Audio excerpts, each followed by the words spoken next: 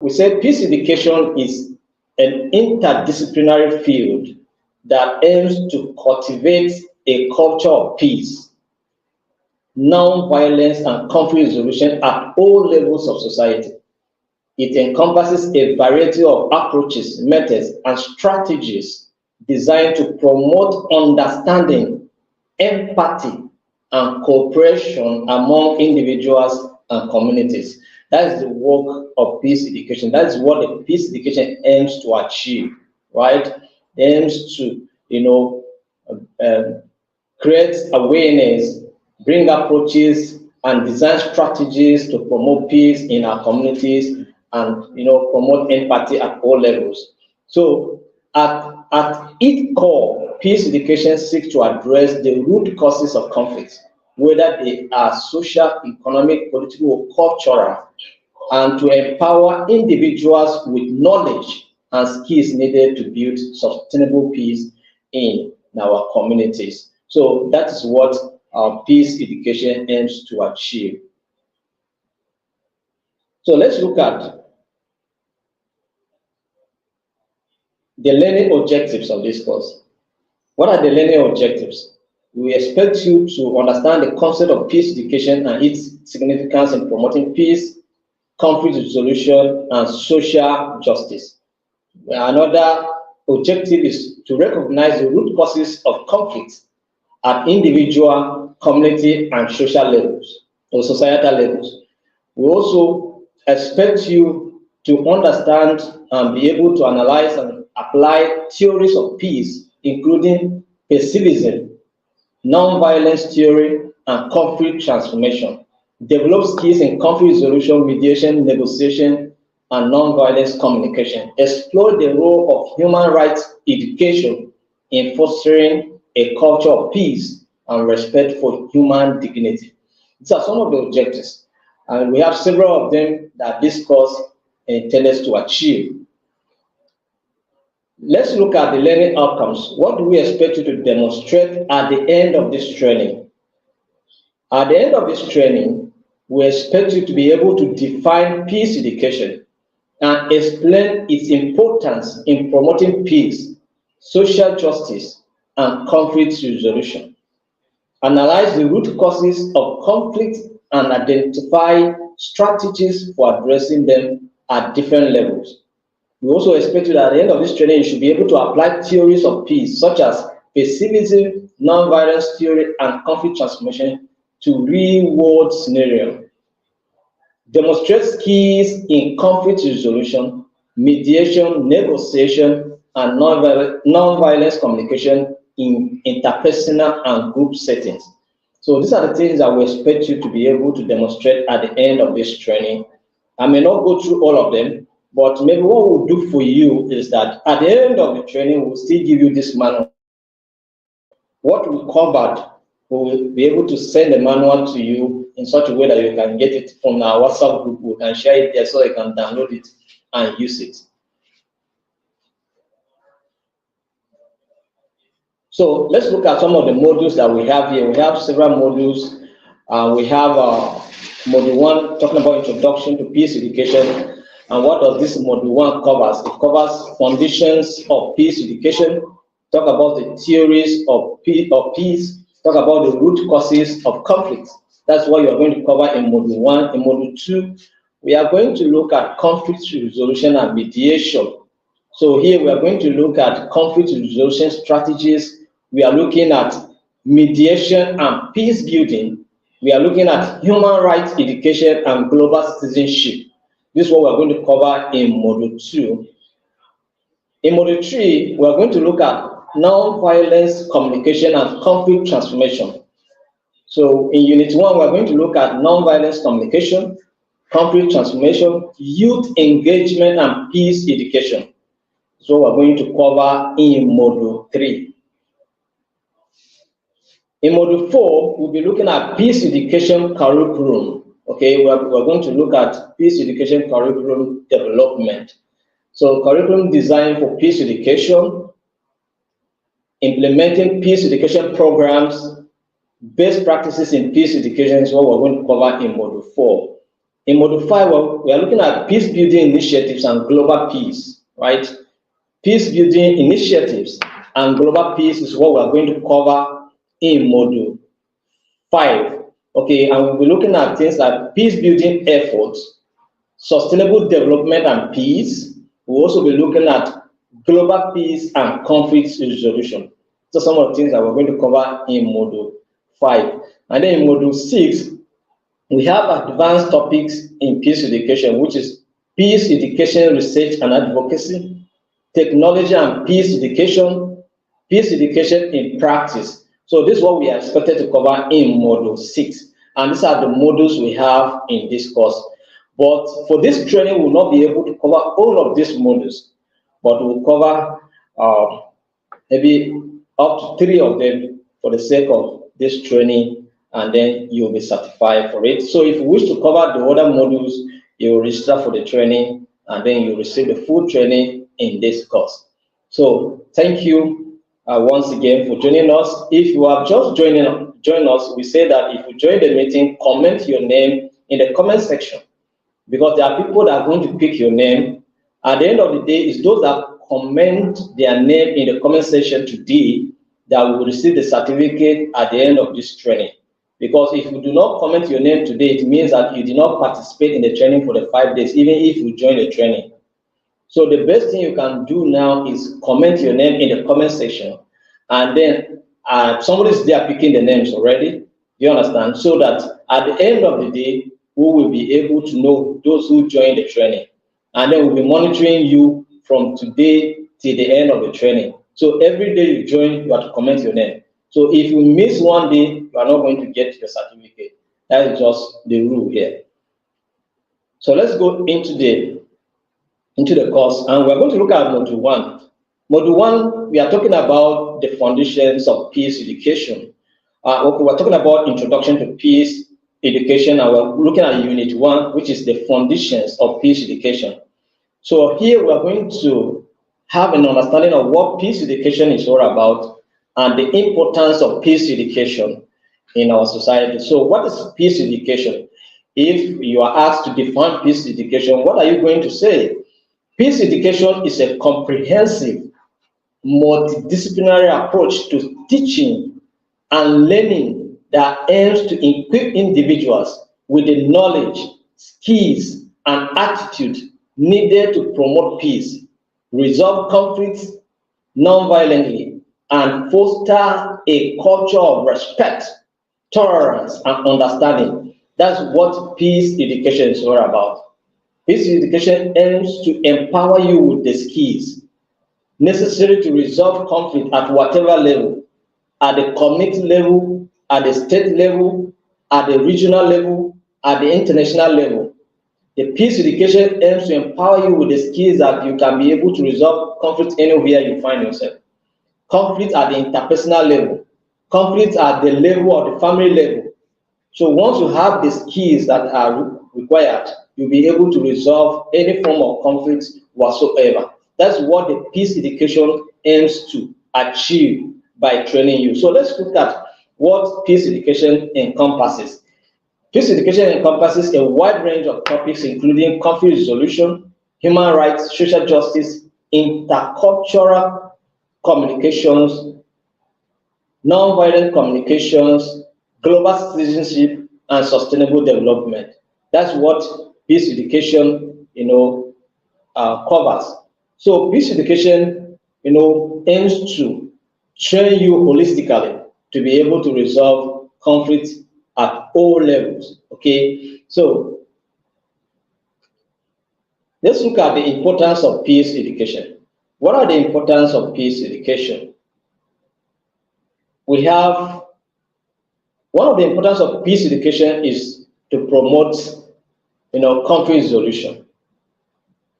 The essence why you are going to train in peace education is to enable to promote conflict resolution. That is, whenever there's conflict, you are going to bring strategies to make sure that that conflict is being resolved. So peace education equips individuals with the skills and tools needed to resolve conflict peacefully, fostering positive relationships and preventing violence. so that at the end of the day, where there's argument, where there is a misunderstanding, okay, what peace education is going to help you to do is to be able to resolve the misunderstanding without resulting into what? Violence. Then we'll talk about foster social cohesion, all right? Peace education also aims to promote empathy, tolerance, and understanding. Peace education helps build cohesive and inclusive communities where diversity is respected and celebrated. You know, we are living in a diverse society. Different people with different perspectives, different understanding, different cultural background. All right. So, and what is the peace education helping you to achieve? Peace education is going to help you to foster social cohesion. All right. It helps you to interact with everybody. It doesn't matter someone's background, color, language. You can be able to interact with the person effectively. That's what peace education helps you to do. Peace education also empowers individuals, all right? Peace education empowers individuals to become active participants in shaping a more just and peaceful world, okay? Encouraging them to take action to address social injustice and promote positive change in our society. That's what peace education is going to help you to do.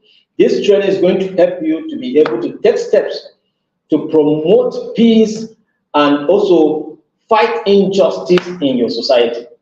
Okay, wherever you are joining us from, whether you are from Nigeria or from any of the African countries or any part of the world that you're joining us today, I'm telling you that with this training, you can be able to be a voice to the voiceless, right? You'll be able to stand for justice and fight until you get justice. That's what peace education helps you to do, because you are able to know right and wrong. And so you are able to communicate and defend peace where possible.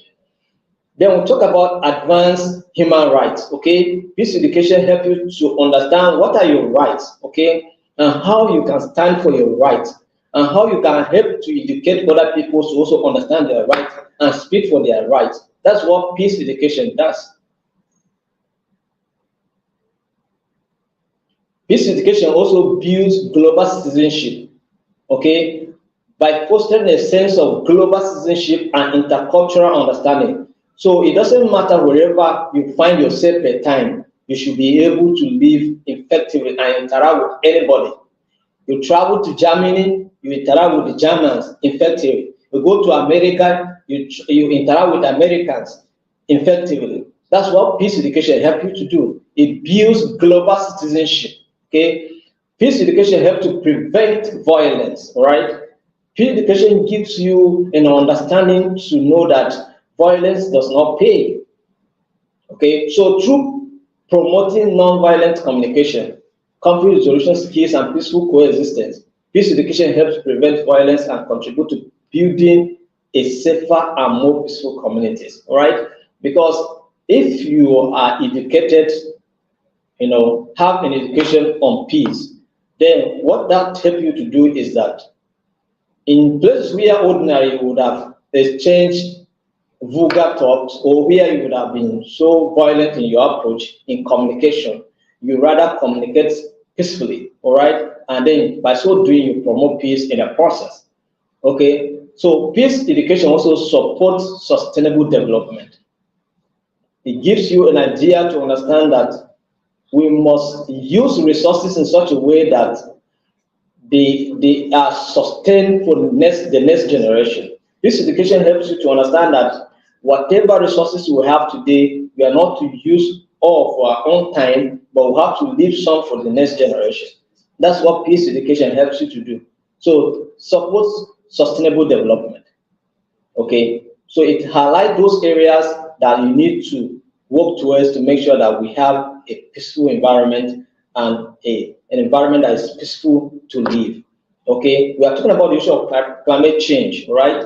So it's with peace education, you should be able to know that these are certain things that you need not to do, because currently the environment is in conflict with the human beings. Do you understand? Because of a manner the way human beings use the environment, we have abused the environment, and now the environment is retaliating. That is, environment is responding and reacting, and so now we are now talking about climate change, but it's because of the activities and the way manner we have views, in the environment is reacting now. So it's like we are at war with our environment.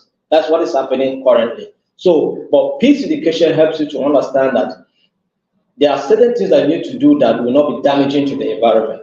That's what peace education does. And then, in a way, it helps to support sustainable development.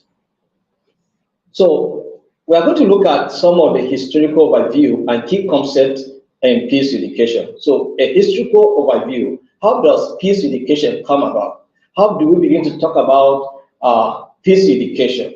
What led to the discussion about peace education?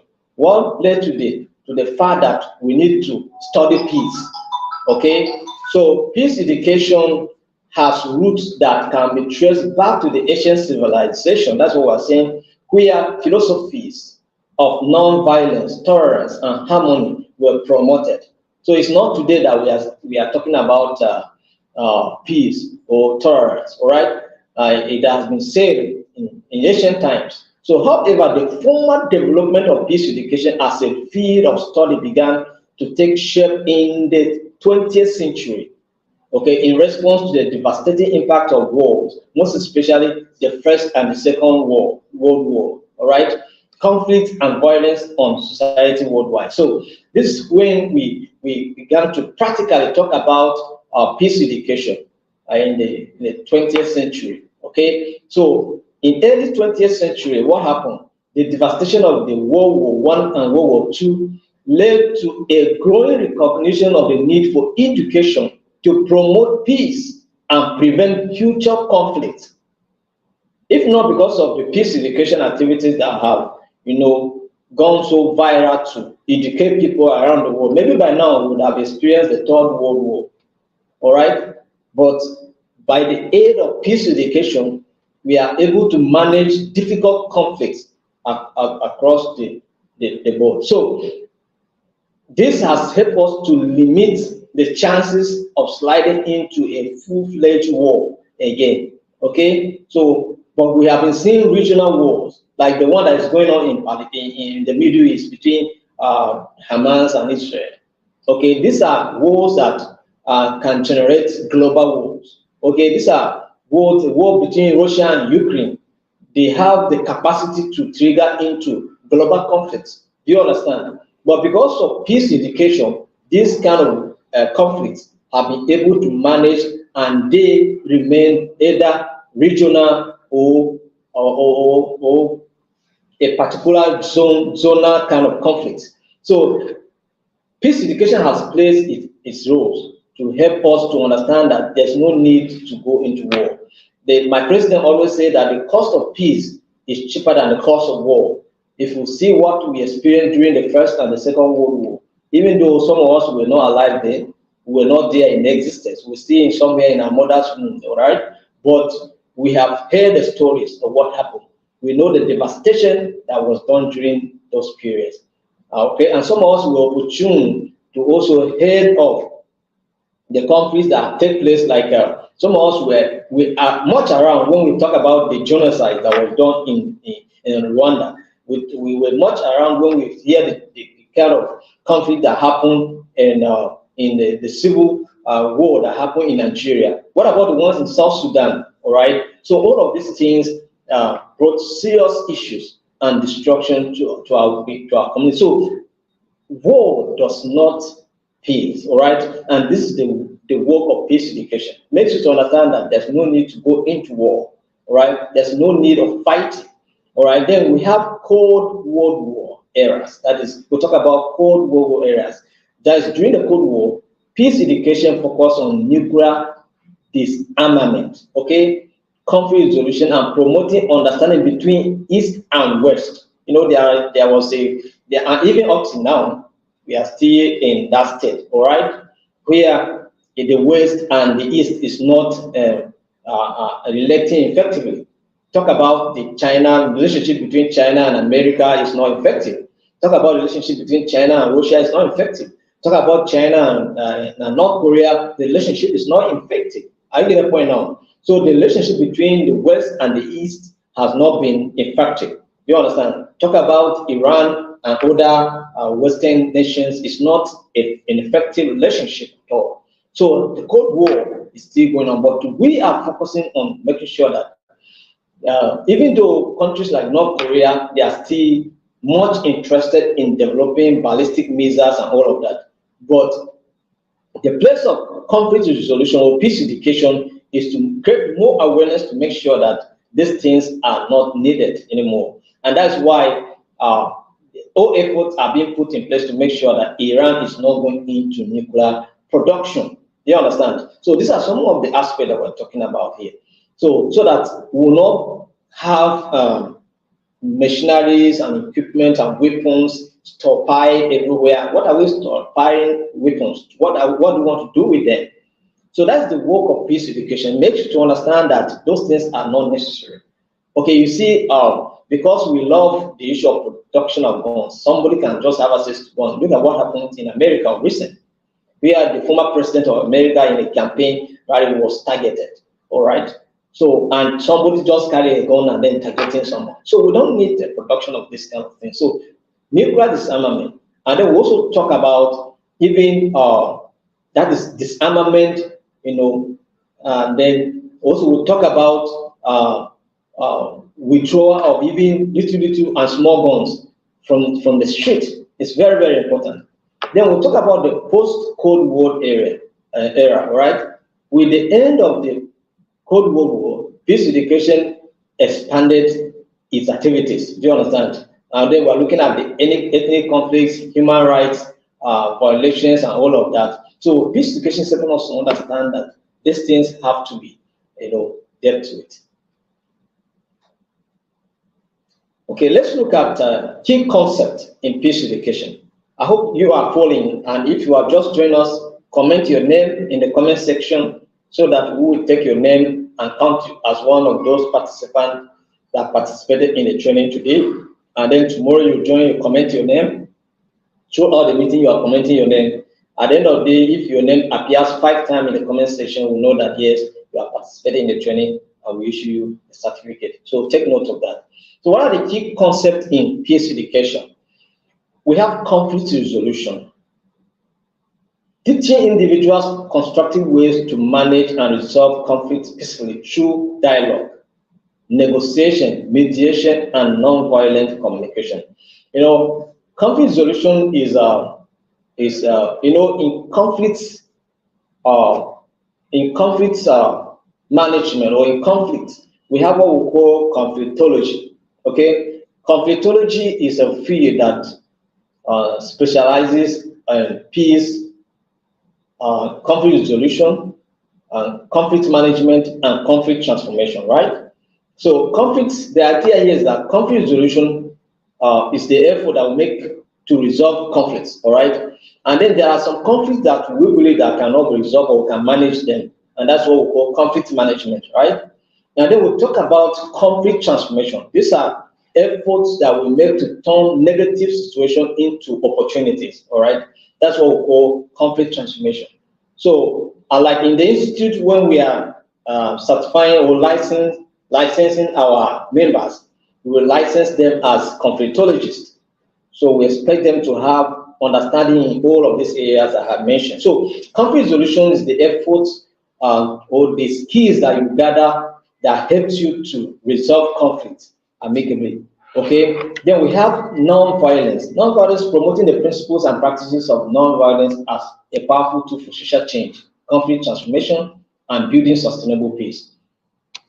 We must not resolve our differences violently.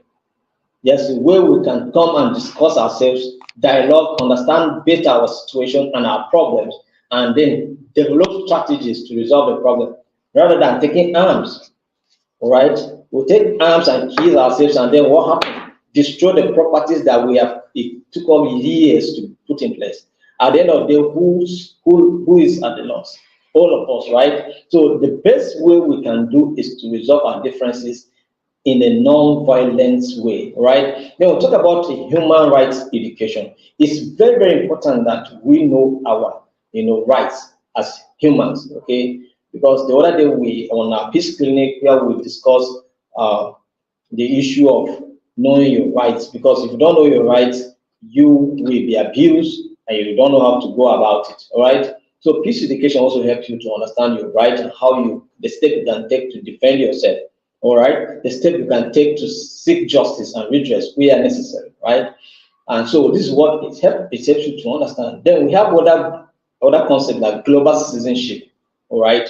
So you are not just thinking and limiting yourself in your environment, but you are thinking in a global perspective, and you can be anywhere and fulfill whatever destiny you have for yourself. You can interact with anybody at whatever level. Okay, it doesn't matter his language, it doesn't matter his color, it doesn't matter his race. It's not your problem. All right.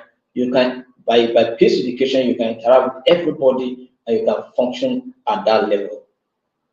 Okay, let's look at sustainable development. It's also another concept in peace education, highlighting the interconnectedness between peace, social justice, and sustainable development.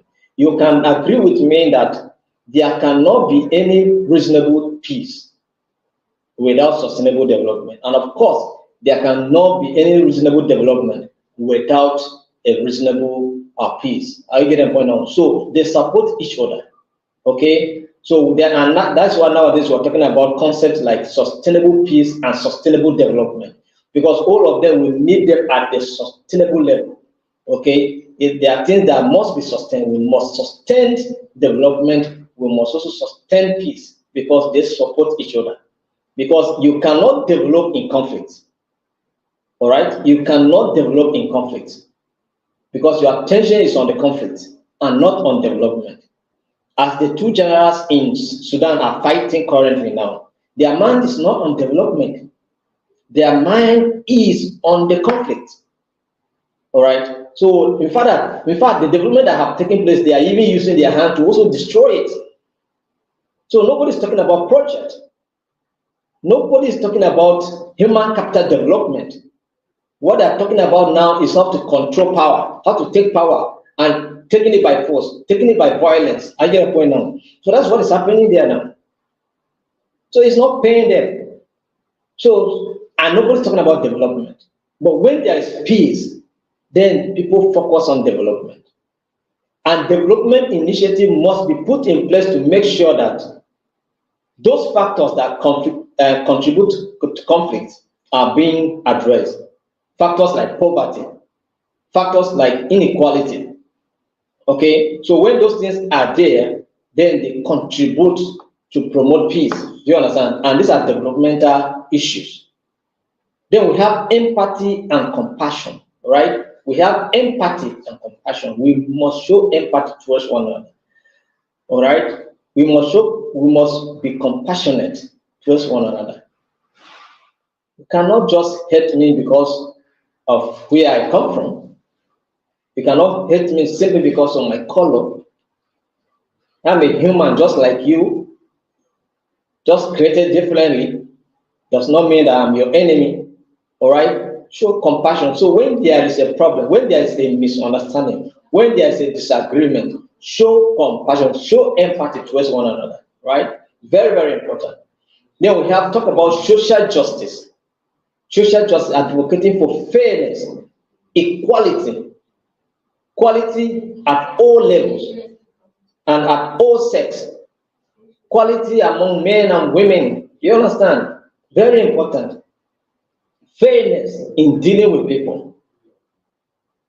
Don't deal with people on certain biases you have. Deal with people equally. It doesn't matter where they come from, whether you know them or you don't know them. It doesn't matter, right? And the protection of human rights, addressing systemic inequalities. Have opportunity to be able to address some of these things. Take steps to reduce inequalities in our systems is going to be very, very good. That's what peace education helps you to do. To know that inequalities create more problems for us and they create conflict in our societies. So our efforts should be focused on reducing inequalities in our system. So this concept helps us to understand, what peace is all about and what we can do to promote peace in our society. So let's look at the objectives and goals of peace education. What are the objectives and goals of peace education?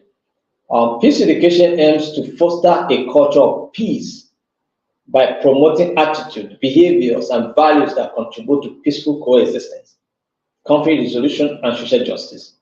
All right. So these are the goal and the objectives of peace education. These are the aims of peace education: to promote, attitude, behaviors, and values that contribute to make our worlds, and our coexistence peaceful. So let's look at some of the objectives stated here. Promoting understanding. The goal and one of the objectives of peace education is to promote understanding across the divides. All right. It doesn't matter where you come from. That's what I'm saying. We understand each other. So far as we can communicate and interact smoothly, then we have no problem whatsoever. So peace education gives you the opportunity to interact and communicate effectively, all right, and promote understanding, all right, among yourselves. Then peace education also helps you to acquire conflict resolution skills, all right. One of the primary goals of peace education is to equip individuals with the skills and strategies necessary to resolve conflicts. So peace education, when you receive training in peace, it helps you to have the skills that you can resolve conflict. And also you can promote peace at whatever level. All right, because of the skills you have, because you have been empowered to be able to resolve conflict and also promote peace effectively. They are talking about promoting non-violence. One of the goals and the aims of peace education is also to promote non-violence. We advance peaceful resolution, resolve your issues amicably. You must not carry arms, you must not be aggressive in trying to resolve a difference. All right. You must not be confrontational in trying to address problems. You can address problems in a peaceful manner, in a language that promotes dignity, human dignity, and respect to one another. You understand? It must not be challenged in a way that is destructive. No, we can solve our problems without fighting, and that's what Obama says. We can disagree without being disagreeable. You understand? So we can disagree. That's fine, but we should not go to the extent that we begin to fight. So it's not important. So let's look at some of the the objectives of peace education is also human rights education. All right, peace education often incorporated human rights education to raise awareness about the universal human rights principles. All right, we have a universal declaration about human rights, right? And most of our national constitutions have enshrined, those that are members of the United Nations have enshrined some of these human rights declaration into our constitutions, right? So, and these are rights that we can enjoy them anywhere we find ourselves, all right? Freedom of speech, freedom of movement, freedom to live, all of those things are our rights. So human rights education is also very, very important, because most of the time people face injustice and they don't know. They have problems, but they cannot tell. They suffer oppression, but they are not aware. They suffer injustice, but they don't know how to go about it.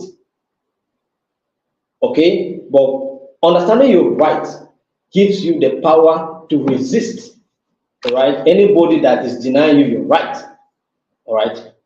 So empathy and compassion is also one of the goals and objectives of peace education. Critical thinking and media literacy.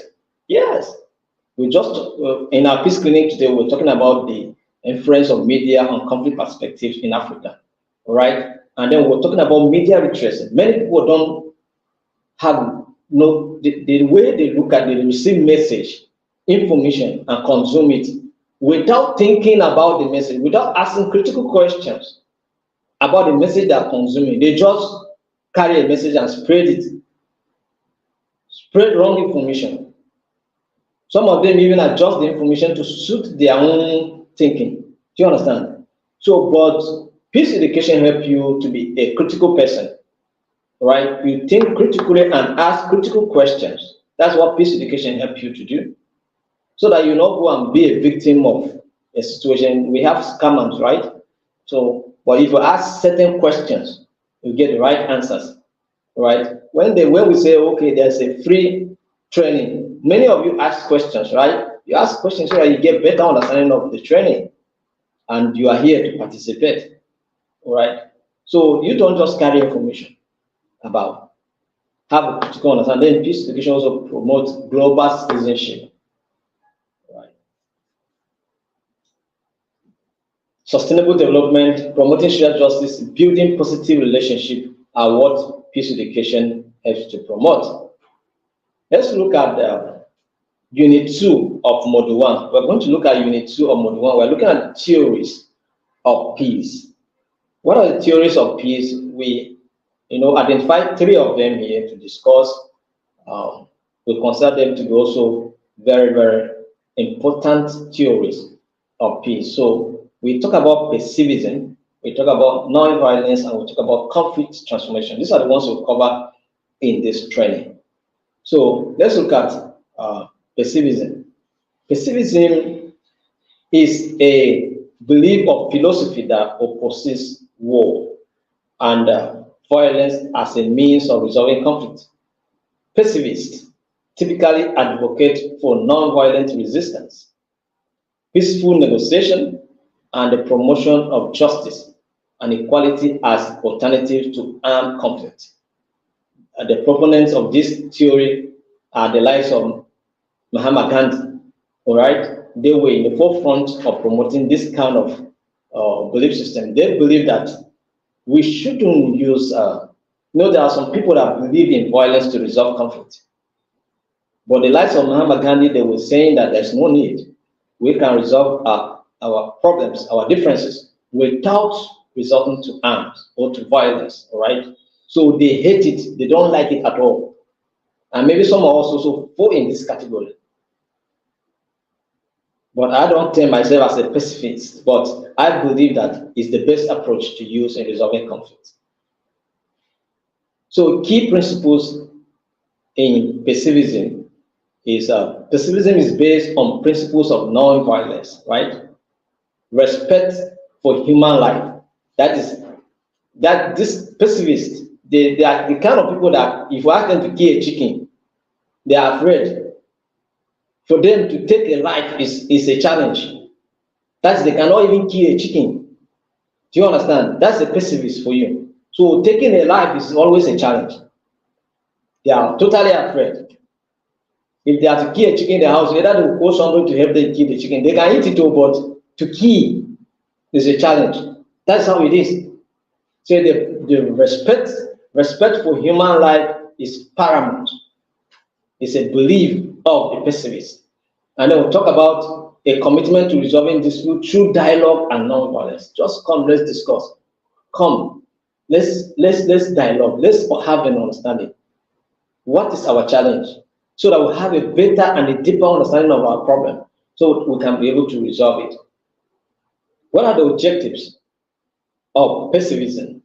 The main objective of pacifism is to promote peace, justice, and the resolution of conflicts, without violence or warfare. That is the goal, that is the objective. Whatever it is, let's settle it, let's promote peace, let there be peace, let there be peace.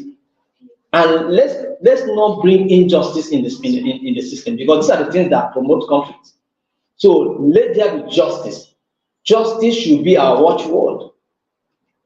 You are in a place whereby you are to take 100 people for employment, then let these job opportunities be distributed equitably without anybody suffering any pain whatsoever. Do you understand?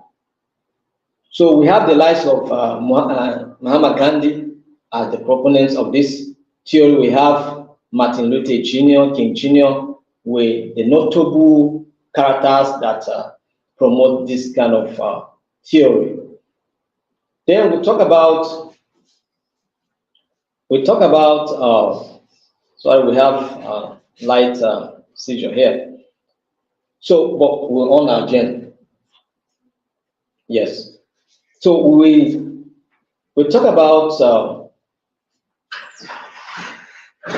non-violence as another theory that we're going to look at, non-violence, is also another theory we are going to consider here.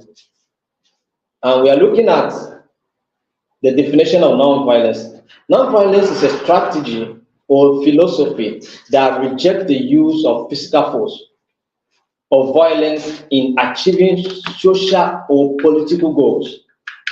Okay, non-violence action can take various forms, including protest, right, civil disobedience, and conflict resolution through peaceful means.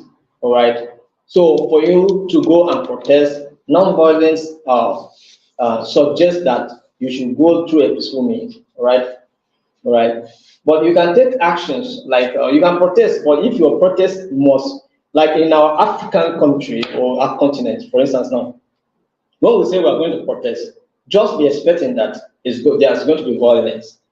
Why? Even if the protester themselves does not constitute any act of violence, maybe if they are protesting against the government will mobilize people that will counter the protesters. Do you understand? And then in the process, violence break out. Do you understand? So, but now violence saying that you must protest, it must be peaceful. Civil disobedience and conflict resolution through peaceful means. So, during I think we had issue of NSAS protesters in our country here, and people were protesting. I get a point now against the brutality of the police, one of the arm of the police, and why people gathered with doing their peaceful protest. You know, they were attacked and killed, and then this thing escalated into something else. Protests erupt all over the country, and it became a very challenging situation. So this is what we're talking about here. Then, what are the key principles of non-violence? Non-violence emphasizes the power of moral persuasion, active resistance, and non-cooperation as tools for social change and conflict resolution. Yes, you stand your ground and resist. They ask you to do something, you say no. You are not going to do it simply because they ask you to go and sit down. You say no, you are not sitting down until a change must come. These are non-violence actions. Okay, citizens may decide to go and gather in a public square, and they are just in a public square. They refuse to go home. Some go on hunger strike. Do you understand? Hunger strike just for them to create a change in their society. That's what non-violence action is all about. So you are not to go and take a physical approach to bring your points home. No, you can just by saying that you're going on a hunger strike alone, it can help to solve problem. You understand? It can help to solve problem. So that's what non-violent actions are about. So we have people that create change, not necessarily by going to the street to fight. They just go and stand in one place. Popular figures, they refuse to go home until a change took place. All right? So objectives, the primary objectives of non-violence is to address injustice, promote social change, and resolve conflict without causing harm or resorting to violence. That's what the objectives of non-violence. So what are the examples? We have examples, non-violent movements such as the civil rights movement in the United States, the Indian independence movement led by Gandhi, and the Velvet Revolution in Czechoslovakia are powerful examples of the non-violence examples that we have. Then we have the conflict transformation. Conflict transformation. So we're going to look at the definition of conflict transformation. Conflict transformation is a process of addressing conflicts at their root causes, all right, and transforming them into opportunities for positive change, growth, and reconciliation. It goes beyond conflict resolution or management to address underlying issues and relationships that contribute to conflict. Now, we're talking about, I made mention of Rwanda. Rwanda experienced civil war, but Rwanda was able to transform this situation from the bad aspect of it and is one of the developing nations in our country, in our continents today. You understand? It's fast developing because they were able to promote the reconciliation, right, in the process, and now is developing very, very fast. So uh, that's what conflict transformation aims to achieve. Okay, it amends all relationship. It makes sure that relationship that we once destroyed are mended, all right, and then come back, and then once friends, now enemy, restore relationship. That's what conflict transformation does, making sure that a negative situation is turned into positive situation, all right, and that's what it is. So one of the key principles of conflict transformation focuses on understanding the complex dynamics of conflict, promoting dialogue, building relationship, and creating conditions for sustainable peace. That's what uh, conflict transformation does. Then we have other aspects like the objectives. What is the objective? The goal of conflict transformation is to, shift the nature of conflict from destructive, all right, from destructive to a constructive, all right, fostering reconciliation, understanding, and cooperation among parties in conflict. Yes. So conflicts that are so destructive in nature can actually be turned to constructive situations, whereby the disputing parties can create a situation whereby they are not taking steps that destroy each other, even though they may be disagreeing, but the steps of destroying each other is not the target now. The target now is to build. The target now is to mend relationship. The target now is to unite. So all the parties will be, pushing one goal of uniting their people. So, example, conflict transformation approaches have been used in various contexts, such as post-conflict reconciliation efforts, community peace building initiatives, and intergroup dialogue programs aimed at bridging divides and promoting mutual understanding. So that is what conflict transformation does. So these theories help us to understand different approaches and strategies we can use to, address conflict in our society. So last thing that we're going to look at today in this training, and then we'll call it today, is the understanding positive peace and negative peace. All right. So this is what we're going to treat for today, and then we'll call it a day, and then we'll meet tomorrow, same time, 6:30. So we are talking about peace, positive peace and negative peace. All right. We said positive peace and negative peace are two important concepts in the field of peace studies that describe different aspects of peace and conflict resolution, right? So let's look at negative peace. Negative peace, what's the definition of negative peace? When we're talking about negative peace, what are we talking about? Negative peace refers to the absence of direct violence or overt conflict. It is characterized by the absence of war, physical violence, or open hostilities between parties in a conflict. Now, when we're talking about negative peace, it's the kind of peace that we achieve without addressing the root cause of the problem. But in the interim, you are able to stop maybe any form of destruction or stop the conflict from generating into a destructive conflict, all right? But you have not addressed the root cause of that problem. That is negative peace. Okay, for instance, now, maybe there is a protest that is ongoing, and the protest is about turning into a violent protest, right? And then the government wants to see that, okay, this protest does not destroy properties, right? And then government will decide, okay, let's use the police to disperse the protesters, right? For now. Now, they will go and disperse the protesters. That's fine. But you have not resolved the conflict yet. You are just able to disperse the protesters, they will go home, but the reason why they were protesting has not been addressed. Do you understand? And if that has not been addressed, this will call it negative peace.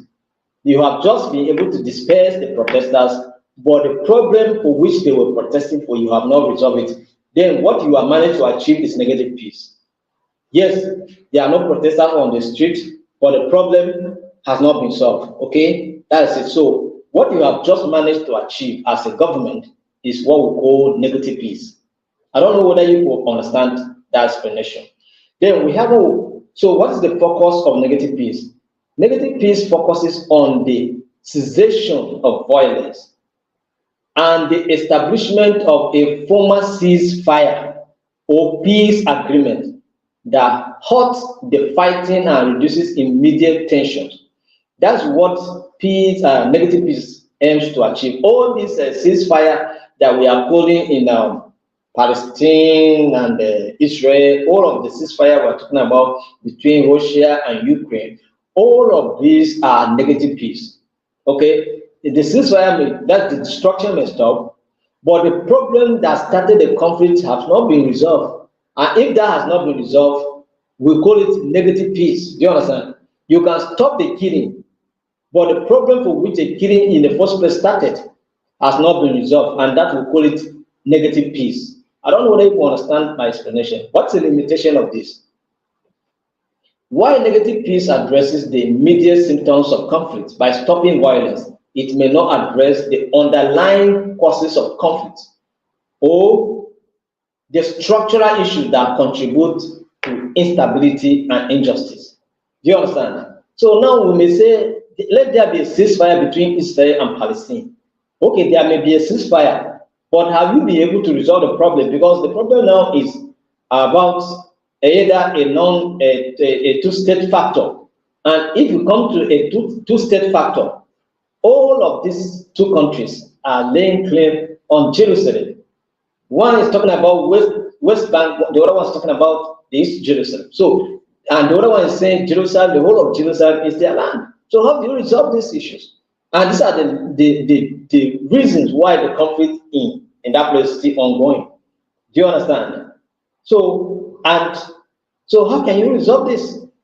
And if this has not been resolved, then if we can just manage to talk to Israel and the Hamas to stop fighting and exchanging gunfire, what we have just managed to achieve is what we call negative peace.